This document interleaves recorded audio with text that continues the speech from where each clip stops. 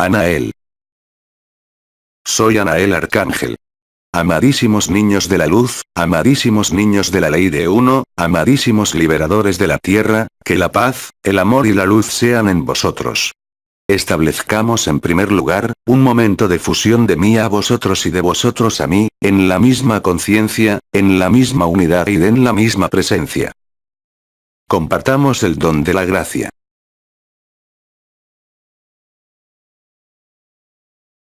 Vuelvo a vosotros, en este día como durante esas semanas anteriores de vuestro tiempo, para responder a vuestras cuestiones y preguntas, orientando de todas formas, si os parece bien, el sentido de vuestros cuestionamientos inscritos, esta vez sí, no tanto en los datos generales relativos tanto al abandono, como a la verdad, como al absoluto, sino además, sirviéndose precisamente de todos los elementos de que he podido comunicaros, como arcángel de la relación y de la comunicación, durante estos años.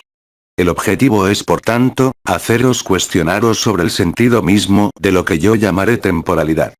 Temporalidad en tanto que tiempo que pasa y temporalidad concerniente a este período actual a fin de situar esta temporalidad, y la pregunta o cuestionamiento que la conciernen o que os concierne, en relación a lo que yo haya podido expresar durante estos años, como embajador del cónclave arcangélico pero de manera más global, como intercesor entre los diferentes cónclaves y vuestra conciencia. Preciso también que, al final de mis palabras y en el intervalo de vuestras preguntas, estableceremos, cada vez más, y en este lugar como en cualquier lugar, lo efímero con la eternidad, dejando un espacio de luz que pertenece y se acerca al último. Preciso, mientras que las preguntas se suscitan en vosotros que, evidentemente, esta temporalidad deriva también precisamente, de lo que he llamado los plazos astronómicos. Pregunta. ¿Qué significa el hecho de no tener ya ganas de nada? Querido, la respuesta a esto es muy simple y te la presentaré de dos formas, ilustrando con ella, lo que acaba de expresar el amadísimo Juan antes de mí, NDR. Intervención de Sri Aurobindo del 1 diciembre 2012. Las ganas de no hacer nada puede ser considerado desde el punto de vista de la personalidad, como una dimisión de un rol o de una función, social, moral, afectiva, profesional o ligada a lo que vosotros llamáis, desde vuestro punto de vista, la vida, manifestándose tanto por la necesidad de alimentarse, de vestirse, de ganarse la vida, o aún manifestar interacciones en este mundo en diferentes sectores que os son perfectamente conocidos. Desde el punto de vista de la eternidad, no hacer nada es precisamente entrar en eternidad. El hecho de tener menos ganas de hacer, o más directamente, de no hacer nada, es una dimisión de la personalidad que se dirige no hacia la nada sino hacia la eternidad. Tu lucidez corresponderá simplemente al lugar en que te sitúes en relación a tu propia pregunta. Conviene de todas formas situar también ese sentimiento de no tener más ganas de hacer en el marco de lo que se llaman hábitos, tal como lo expresó Hermano K hace poco tiempo, NDR. Su intervención del 24 de noviembre 2012. Así, los hábitos, en la humanidad, son muy poderosos. Participan a su manera, en la instauración y mantenimiento del sistema de control de la mente humana. El egregor social y humanitario y de humanidad, apuntando a una pseudo cohesión de una humanidad evolucionando hacia el amor. No tener ganas ya de hacer nada puede por tanto traducirse, realmente como una problemática de la personalidad misma, que le llames a esto depresión o inversión del humor, estrés o ansiedad. En efecto, es diferente no tener ganas de hacer nada, estando tranquilo, no tener ganas de hacer nada vivido como una agitación, una ansiedad, o una dimisión de todo lo que hacía vuestras interacciones en la vida. Ya sea realmente una dimisión y esto concernirá de todas formas, a lo efímero que tú eres. Ya sea un impulso a cambiar de punto de vista y a establecerte en algo que no te es conocido aún, de manera global y total. La observación de no hacer nada puede por tanto resultar de una misma causa pero terminando en una percepción o en un punto de vista que es diferente. Te recuerdo para reafirmarte, de todas formas, que te basta mirar, leer, ver la vida de ciertos seres, que han realizado su ser profundo o que se han liberado de la matriz, comportarse en su vida. Es evidente que, en toda vida humana, existen cierto número de componentes que varían según el tiempo, según la temporalidad, según el humor o si no según la época que se vive en esta tierra. Solo el que está estabilizado en su propia eternidad es capaz de ver, de manera lúcida, clara y sin ninguna aprensión, la disolución de su propio efímero, la disolución de sus propios hábitos.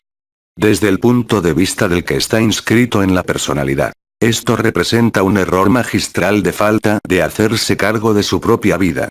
Desde el punto de vista de la eternidad, ahí está la verdad absoluta.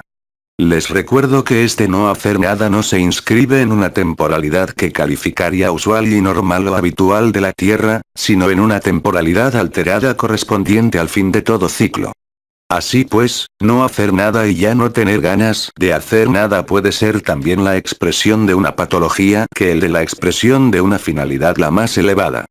Todo dependerá, como siempre, del punto de vista del que mira como de tu propio punto de vista como observador en el sí de tu propia vida. Pregunta. ¿Acoger todo lo que se presenta puede ser considerado como no hacer nada? Bien amado, el hacer y no hacer nada corresponden a las acciones llevadas en este mundo. Las acciones las más usuales y habituales para un cuerpo, como lavarse o restaurarse, que se encuentran, les recuerdo, profundamente modificadas, allí también, por el cambio de hábito vinculado a la superposición y a la yuxtaposición. Acoger la luz es una de las etapas. La segunda etapa, que permite lograr, en cierto modo el no hacer nada es, evidentemente, acoger la luz y aceptar dejarla trabajando, en vosotros, sin interferir, en modo alguno con ella. La renuncia a la luz, posteriormente, el abandono del sí, tal como se los he explicado y desarrollado largamente durante estos años, encontrando, hoy, de manera muy natural, para ustedes, su cumplimiento. Si este no hacer nada se traduce por un cuestionamiento, por una ansiedad, por un sentimiento de anormalidad, entonces, en este momento allí, ustedes saben dónde se coloca vuestro punto de vista. Por el contrario, si este no hacer nada se traduce por la más grande de las beatitudes, entonces ustedes tocan la verdad absoluta.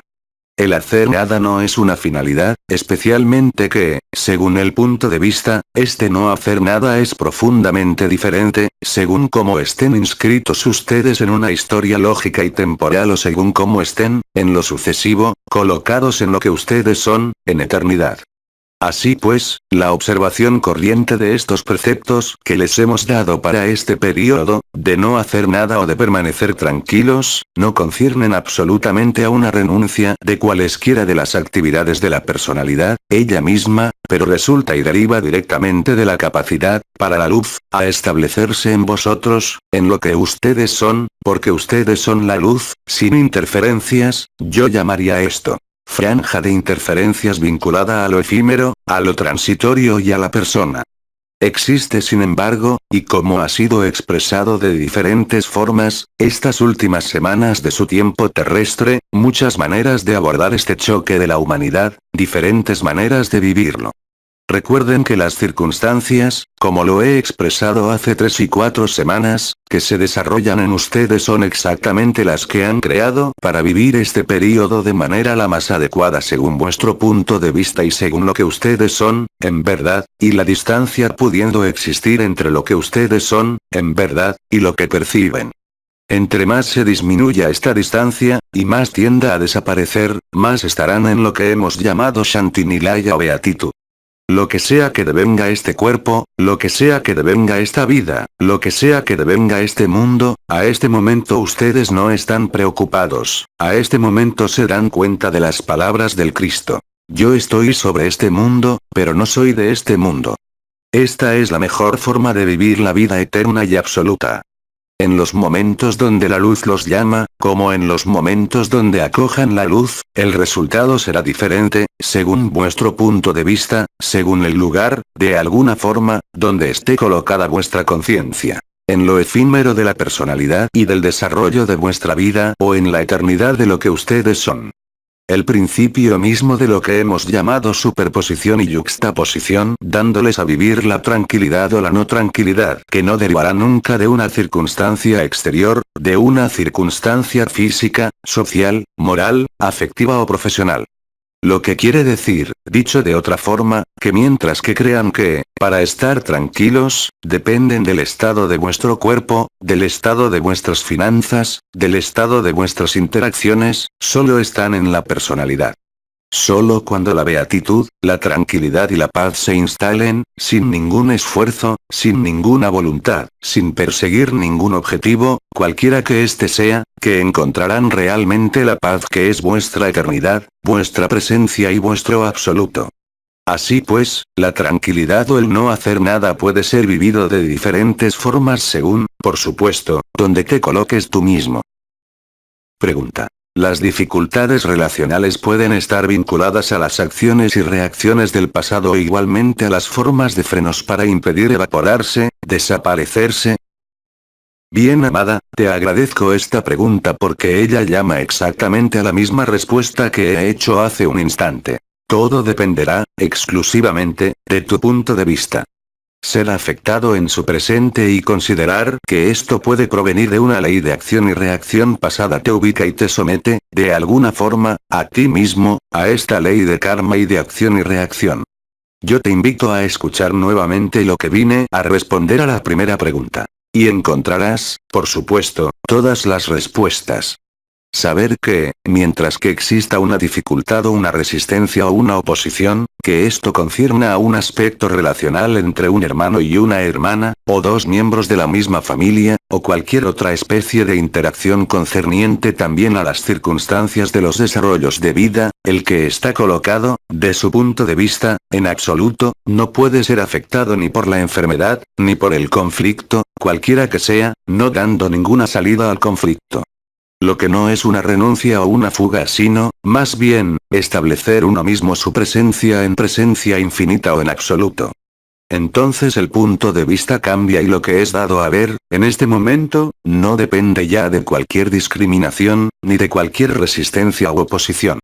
Lo importante no es saber si la resistencia o la oposición vienen de ti o del otro o de la circunstancia, porque esto es aún considerar que hay interacción en la personalidad y por lo tanto de lo efímero.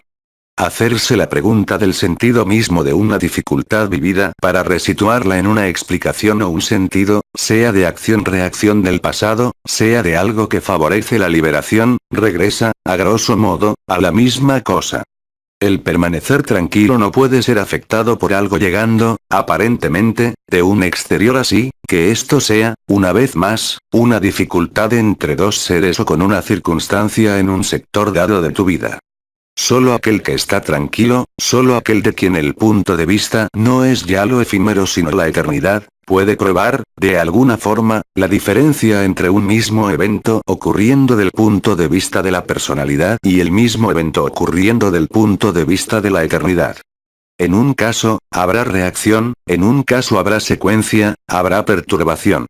En el otro caso, no habrá ni dimisión, ni indiferencia, sino más bien, un punto de vista que trasciende y supera largamente las condiciones mismas de este mundo. Así, como lo he dicho hace algunas semanas, lo que se desarrolla en tu vida es expresamente lo que tú has creado, NDR. Su intervención del 6 de septiembre del 2012. Pero a ti te corresponde ver, allí también cuál importancia le das a lo que se desarrolla, que esto te concierne interiormente, que esto concierna a este cuerpo. La diferencia, allí también se situará en función de allí donde tú estés situado. En efímero, serás afectado. En eternidad, no puedes, de ninguna manera ser afectado, incluso por la desaparición de tu propio cuerpo. Todo sentimiento, toda sensación, toda percepción de una resistencia o, a la inversa, de lo que te aparece como algo que será liberador, en un momento dado, solo es un punto de vista de la personalidad. El punto de vista de la eternidad, es el que va a constatar lo que se desarrolla. Que esto sea, por ejemplo, el fin de este cuerpo, que esto sea, por ejemplo, el fin de una relación o el inicio de una relación, nada de lo que es eterno puede ser afectado por una circunstancia histórica, personal y, en cualquier caso, efímera. Tu punto de vista dirige, de alguna forma, directamente, lo que se manifiesta a tu conciencia. La utilización de lo que tú haces, lo que se manifiesta a tu conciencia, es profundamente diferente según el punto de vista que adoptes. El fin del cuerpo es llamado la muerte. para la conciencia, el fin del cuerpo no es absolutamente la muerte. Pero si tu conciencia es dependiente, de manera que yo calificaría de abusiva e ilusoria, de este cuerpo, entonces tú eres efectivamente tributario de este cuerpo. Lo mismo sucede, por ejemplo, para un elemento común a la humanidad, que nos es desconocido, que ustedes llaman dolor. No está en mis declaraciones definir el origen o la causa de un dolor que los afecte, sino de ver cuál es el efecto de este dolor sobre lo que ustedes son. Cualquiera que sea la expresión, la localización y la intensidad de este dolor, moral o físico, si esto se traduce por una alteración de vuestra conciencia, en ese momento allí, obviamente están en lo efímero. Ese del cual el punto de vista, en el momento donde lo vive, se sitúa en el sí, sea en la presencia infinita, sea en el absoluto, no puede de ninguna manera ser afectado por una circunstancia cualquiera, de este cuerpo como de este mundo. Lo efímero y lo ilusorio no están nunca fijos. Ellos se mueven todo el tiempo. Este movimiento induce, de algún modo, la linealidad del tiempo, de forma mucho más compleja que no la presento. Pero, a un nivel colectivo e individual, se trata de los mismos mecanismos puestos en obra. Si estás en tu eternidad, si estás en tu presencia infinita, como en el sí, de manera no ya experiencial sino cada vez más como un estado estabilizado, ¿qué puede hacerte realmente un dolor, o lo que sea? ¿Qué puede hacerte cualquier devenir o futuro de este mundo, ya que el mundo eres tú? Pregunta. ¿Qué significa el hecho de tener calor en la periferia del cuerpo y frío en el interior? Bien amada, existe, durante este periodo, yo diría, de superposición pero también de sobreimpresión de dos conciencias diferentes, las modificaciones extremadamente importantes, ocurriendo a nivel de lo que es llamado, justamente, la regulación central. Esta regulación central está directamente relacionada a un órgano preciso de vuestro cerebro, una pieza precisa de vuestro cerebro llamado hipotálamo e hipófisis, así como en menor medida, la epífisis. El conjunto de los procesos de regulación llamada central, como la regulación térmica, o aún la regulación de la saciedad o hambre, está directamente conducido, en calidad de enlaces de conciencia, por la hipófisis, y sobre todo por el hipotálamo, y, en una menor medida la epífisis. La modificación de los ritmos fisiológicos, la modificación de las circunstancias alimenticias, así como de vuestro estado de ánimo, en el sentido más amplio, derivan directamente de las modificaciones del hipotálamo, de la hipófisis y de la epífisis. Estas están en resonancia directa, para la hipófisis, hipotálamo, con lo que es llamado el punto de la cabeza, al centro de la cabeza. La llegada de la luz vibral, junto con la onda de vida, así como vuestra capacidad para vivir los diferentes estados vibratorios de la conciencia, los han hecho a ustedes más o menos permeables a la influencia de este corazón ascensional, a la influencia de la lemniscata sagrada, a la influencia de la Merkabah, a la influencia del canal marial y se traduce, obviamente, por las modificaciones cada vez más sensibles y perceptibles del conjunto de las funciones fisiológicas, centrales como el humor, esto es por consiguiente un proceso completamente normal, del hecho de la impresión de las conciencias, les recuerdo, de manera, diría humorística, que allí donde nosotros estamos, no tenemos necesidad de comer otra cosa que la luz que somos. Por lo tanto es lo mismo para la regulación dicha térmica. El principio del fuego, que se manifieste a nivel del corazón, que se manifieste a nivel de los triángulos elementales, que se manifiesta a nivel celular, está, exactamente, en resonancia directa con la penetración de la luz en lo más íntimo de cada célula, en lo más íntimo del ser. Y sobre todo, en lo que afecta, en esta estructura efímera, lo que está conectado, en algún lugar, a la multidimensionalidad y a vuestra eternidad, inscrita, incluso, en esta biología corporal sin embargo alterada y amputada de un cierto número de filamentos de ADN. Así pues, las modificaciones de percepción térmica, las modificación de ritmo e intensidad de sueño, como de alimentación, solo ilustran una misma cosa.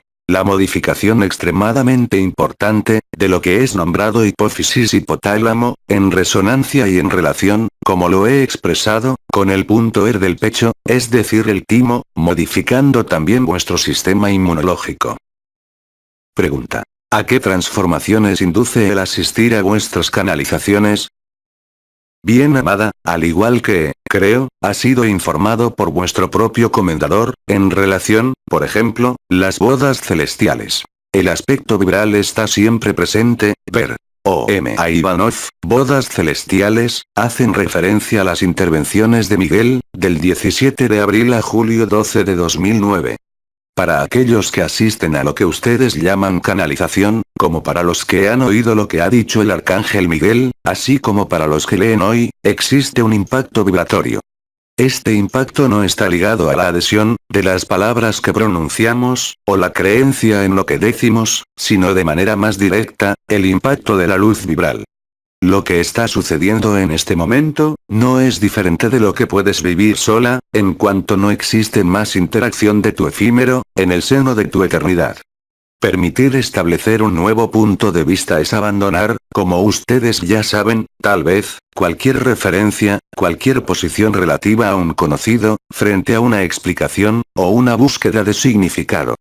La luz vibral, tal como de produce durante el espacio, presente, en lectura, o en escucha, no está destinada a nutrir tu mental. En resumen, puedo decir que he alimentado, de sentido, tu mente, permitiendo al mismo tiempo que se exprese en ti, la parte alta de lo que eres en verdad. La que aflora a tu conciencia, de la que no eras necesariamente, y realmente, consciente porque está situada en lo que fue llamado, convencionalmente, en vuestro idioma, el subconsciente. El supraconsciente tiene la capacidad, de alguna manera, supraconsciente o supramental, de estar en resonancia por puntos precisos, con lo que se ha llamado efímero, incluso si no hay superposición totalmente justa, y posibilidad de coexistencia común de los dos estados, a largo plazo, en términos terrestres como en otras nociones temporales. Es importante comprender que el mecanismo que se establece, es resultado directo de lo que se llama comunión. Quien vibra, no estará sujeto ni sometido al tema o el sentido de la frase, en el lugar de la coma, o del punto, y no será por lo tanto tributario, de una manera u otra. Si yo, pongo por ejemplo, las intervenciones del arcángel Uriel, podrían constatar que él juega, en el sentido vibral, con el significado de las palabras, para que puedan, a nivel de la conciencia como del cerebro, trascender el mecanismo de funcionamiento habitual del lenguaje, de pasar de un lenguaje oral lleno de sentido y significación, de metáforas como de explicaciones, a un lenguaje que impacta directamente los aspectos vibrales, o energéticos, si tú prefieres, que no tienen nada que ver con la energía emocional, mental o etérica alterada. Esta es la mejor manera de recrear lo que hemos llamado, el éter o éter nuevo, o éter de fuego. Así, tú puedes escuchar lo que digo en distintos niveles. Desde el punto de vista de la personalidad, desde el punto de vista del sí o del absoluto. Aquel que es absoluto, no tiene necesidad de entender el menor sentido de lo que se dice, sino simplemente vivir la luz y lo que de ahí deriva, es decir, la paz, la alegría, la serenidad y la morada de paz suprema. La luz, es la morada de paz suprema. Ella es Shanti-Nilaya y el que es luz, no puede considerar estar fuera de este estado de la paz suprema. Solo la personalidad tiene en cuenta, a través de una serie de elementos que pertenecen a la personalidad, como lo que se llama responsabilidad, compromiso, obligación moral, social, obligaciones, sean cuales sean esas obligaciones, repitiendo lo que dijo el Cristo. ¿Es que el pájaro se preocupa de lo que va a comer mañana? El abandono del sí puede ir para algunos de ustedes, hasta sus extremos, concebidos como extremos por la personalidad, por ejemplo, no tener esto o aquello, o tener demasiado de esto o aquello. Esto, es exactamente el mismo principio y los mismos mecanismos que operan tanto en la salud, como ustedes dicen, del cuerpo físico, como vuestra mente, como vuestro ser, en su totalidad. Asistir a una canalización no sirve completamente de nada si te colocas, de inmediato y exclusivamente, según el sentido de la personalidad, que sin cesar pregunta si lo que se dice es cierto o no. Te invito por esto, a que leas cuidadosamente lo que he dicho en numerosas ocasiones, acerca de la verdad absoluta y verdad relativa, ver. Intervenciones de Anael del 10 de agosto -1 era, y 13 de agosto de 2010. Las verdades relativas pertenecen al campo de la experiencia que te es propio, un marco experiencial relacionado con tu historia, a tu historial, a tu pasado, tus proyecciones en el futuro o incluso en tu momento presente. Alguien que ha trascendido, no por voluntad, sino más bien por el abandono a la luz, no se pregunta ya por el significado de las palabras, ya no se plantea la cuestión de la veracidad según la verdad relativa, de lo que se dice, se anuncia, que llega o no, sino más bien, según la eternidad de la luz, independiente totalmente, de cualquier circunstancia de este mundo como de la persona. Una vez más, dependiendo de dónde te encuentres, verás las cosas de dos maneras, a veces diametralmente opuestas y hasta contradictorias. Ver las cosas contradictorias no te permitirá jamás establecer la paz, ya sea en lo que decimos, como en todos los acontecimientos de la vida. Por otra parte, si no te preocupas más de lo que vas a comer mañana, la palabra que se puede utilizar, aunque puede llevar a confusión, en ese momento, es la palabra fe. Es obvio que después de escuchar, tal vez leer ciertas obras o ciertas intervenciones de algunas estrellas, es posible que aparezca claro, que es en la divina providencia, en la divina gracia, en el abandono a la gracia misma, que la gracia se produce. No eres tú quien va a buscar la gracia. No eres tú quien va a buscar la solución. No hay tampoco una renuncia, sino un cambio de punto de vista. El que está en la personalidad siempre estará guiado por el miedo, el problema de la elección, el problema de la veracidad de la realidad, y la verdad de lo que se dice. El que no está en la vibración no entiende, incluso las palabras, o el significado de las palabras que pronunciamos, pero esto también es una forma de aprendizaje, el que nosotros hemos llevado a cabo, pacientemente, durante todos estos años. La diferencia temporal, es que desde ahora, no hay el tiempo necesario para ocuparse de esto. La vía más directa, la más rápida, la más fácil, es de nutrir lo que eres, en el momento presente de otros hermanos y hermanas de tu humanidad, o de otros mundos que están en sintonía, diría yo, contigo, por el sentido de la escucha. Concluyó diciendo que ninguna palabra, ninguna frase, ninguna imagen, ninguna circunstancia puede establecer la morada de paz suprema, y menos en este mundo.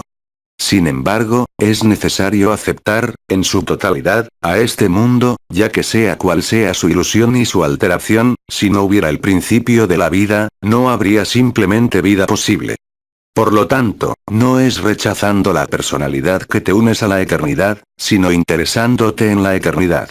Busquen el reino de los cielos y el resto se os dará por añadidura. Pregunta. ¿Qué debemos saber acerca de la puerta Kiristi?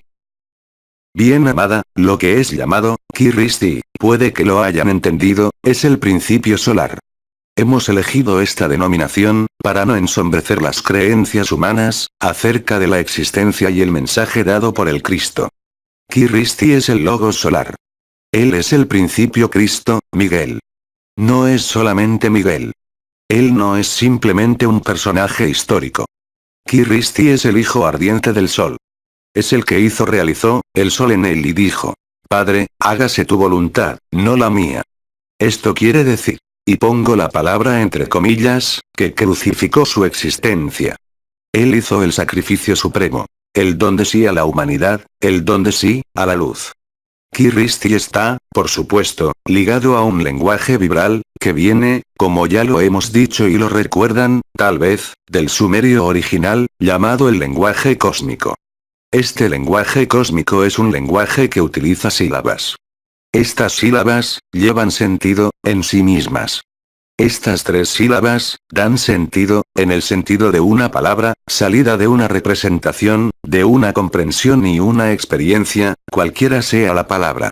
Por otra parte, tomar la sílaba, supera con creces el origen, incluso semántico de la palabra, que conduce directamente al aspecto vibral. Un poco como las sílabas sagradas.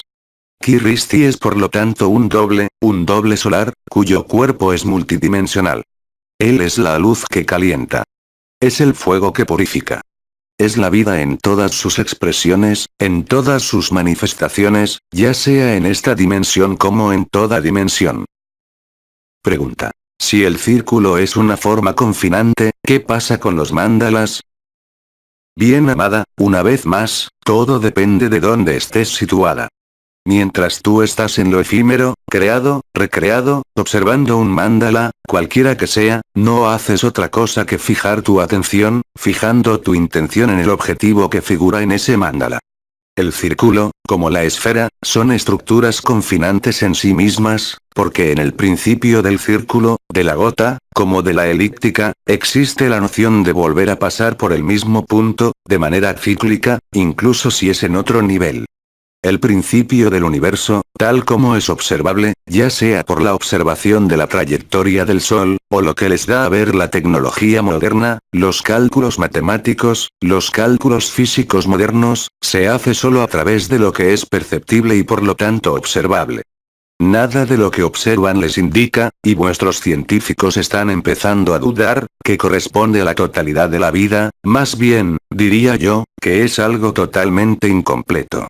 Lo que ustedes llaman el vacío, lo que llaman la nada, no es otra cosa que la luz y su beatitud. Desde el punto de vista de la oruga, un agujero negro, pone fin a la vida. Desde el punto de vista de la mariposa, un agujero negro, es el retorno a la vida. Un mandala es útil, hasta un cierto grado de trascendencia y de evolución de la personalidad, pero ningún mandala, y ningún ser externo a ustedes puede liberarlos. Solo ustedes, y ustedes solo se liberan. Y la única manera de ser libres, y liberarse es el abandono del sí. Y eso no depende de ninguna creencia, ni de alguna circunstancia externa, ni de ningún mandala, como también de ninguna figura geométrica perfecta. Simplemente existe, al interior de lo que nombramos el principio de las formas, y he tenido la oportunidad de hablar sobre esto, una onda de forma, o una onda con efecto de forma, incluidos en una temporalidad mucho más vasta, que lo que vuestra conciencia, en este mundo, incluso liberado, pueda comprender. El absoluto, con forma, incluso, no puede representarse, en algo que está más allá del alcance de la conciencia y que no concierne, absolutamente a la conciencia, sino al absoluto. Para la conciencia, en todo caso, una forma es siempre, sin excepción, un confinamiento. Mientras vuestra conciencia sea tributaria de una forma, incluso mutables de dimensión en dimensión, así sean ustedes absoluto, de la que dependen, ciertamente no aquí, sino donde están, porque la conciencia, en ese momento, está inscrita en ella. Y una forma está animada de conciencia. Yo diría, incluso, que es la conciencia más estable en el tiempo. Esta noción de estabilidad va a encontrarse en la meditación, como lo hacen algunos pueblos por ejemplo, delante de un tanka, representación de poesía tradicional japonesa, o una alfombra de oración constituida generalmente de mandalas. El mandala no debe convertirse en una finalidad, sino debe ser visto como un elemento de focalización, de trascendencia de la conciencia de lo efímero, pero sin permitir jamás desembocar en la eternidad. Sin embargo, puede representar, de alguna manera, la ilusión válida de un camino. Cualquier forma, sea lo que sea, cualquiera que sea su definición, y su enfoque, sin importar su universo dimensional, es un estado transitorio de la conciencia, asociada a la manifestación de esa conciencia. Ustedes tienen la experiencia en este mundo, donde vuestra forma se manifiesta, en su propia movilidad, entre lo que se conoce como el nacimiento y la muerte. Cuando vuestra forma desaparece, ¿qué queda allí? Los informa. Y ahí, no hay más ni mandala ni estructura geométrica perfecta. Pero, la forma es uno de los soportes de la manifestación dimensional. Pregunta. ¿Por qué la confianza puede todavía alternar con la duda, en particular en el sentido de no sentirse preparado, en lo que se vive hoy? Bien amada, la personalidad nunca estará lista para cualquier cosa, que no sea ella misma. Mientras consideres que se debe estar lista o no, mientras haya una preocupación o una sensación de estar lista o no, dime que esto no es solo una interrogación de tu propia mente. Por lo tanto, existe la posibilidad de experimentar. Estas experiencias están, como lo he hablado en las últimas semanas, directamente relacionadas con el aprendizaje. Pero es muy diferente vivir experiencias, que vivir un estado estabilizado. Lo que pones como pregunta, se deriva directamente de ese principio. Mientras hay experiencia, pero no la estabilización de un estado, habrá, y especialmente durante este periodo, extremadamente breve, sobreimpresión o yuxtaposición, realmente, este mecanismo de observación de tu propia conciencia, que pasa de un estado a otro, porque justamente, ninguno de los dos estados se ha estabilizado. La personalidad no podrá jamás serlo. La eternidad será estabilizada por completo, cuando tu punto de vista esté exclusivamente allí donde tú eres. En el seno de tu eternidad. No estés preocupada con dudas, ni por inquietudes. Lo que te sugiere eso, viene de ti, no es otra cosa que la acción de la luz en tu propio mental. Hacerse observador, es no participar en lo que sucede dentro de la conciencia, ya se refiera al samadhi, o en relación con el acto de conducir un vehículo de motor, o se refiera a una interacción con otro hermano o hermana de tu humanidad. Los sentimientos de inquietud, de ansiedad, de agitación, de cuestionamientos, de duda, de ira o de miedo, siempre serán el reflejo la personalidad misma. El que toca la infinita presencia, el que está establecido más allá de todo estado, es decir, en absoluto con forma, se ríe de todo eso. Porque incluso si se alcanza el umbral de percepción consciente, eso es experimentado como una intromisión y no altera en nada lo que está estabilizado, ya sea en absoluto, o en infinita presencia. Pero el proceso actual, en sí, los pone frente a lo que yo llamaría las últimas dudas, los últimos enojos y sobre todo los últimos miedos. Los de soltar, los de abandonarse, los de tener confianza en lo que eres, en eternidad, y que sin embargo no conoces hasta que no estés estabilizada. La luz es la paz. Se los repito. Todo el tiempo. Si ustedes, son luz, ¿cómo puede la paz ser perturbada por cualquier devenir de este mundo, de este cuerpo, de una relación, de un trabajo o lo que sea? Ustedes, de alguna manera, van a darse cuenta porque se vuelven cada vez más el observador de sí mismo. No como una enfermedad malsana, viendo cómo diseccionar todo lo que ocurre, en busca de sentido o de significación, sino más bien, como la clara conciencia de lo que está sucediendo en ustedes. Del misma manera, que en algún momento la luz ilumina la sombra, ahora la luz viene a decirles. Tú, eres luz totalmente como la luz que tú eres, ¿puede importarle algo de cualquier efímero, cualquiera que éste sea? Quien está en la paz, ahí permanece, incluso en la guerra. Tenemos más preguntas, muchas gracias. Bien amados hijos de la luz, bien amadas semillas estelares, y liberadores, concluyó con estas palabras. Que la paz, el amor, la luz y la alegría, se inscriban en ustedes y en la eternidad. Con todo mi amor, les digo a una próxima vez y nos vemos pronto. Adiós. NDR. Lemniscata sagrada. Pointer de la cabeza. Sobre la fontanela de la cima de la cabeza, en el cruce de la línea pasando por la punta de las orejas y de la línea pasando por la nariz y el occipucio. Punto del pecho. Sobre el eje del esternón, en su parte superior, arriba del chakra del corazón, sur el hoyo esternal llamado ángulo de Louis. Triángulos elementales. Transcripción. Veronique Loriot. Traducción. Su, Odi Edin Núñez. Publicado por Gema.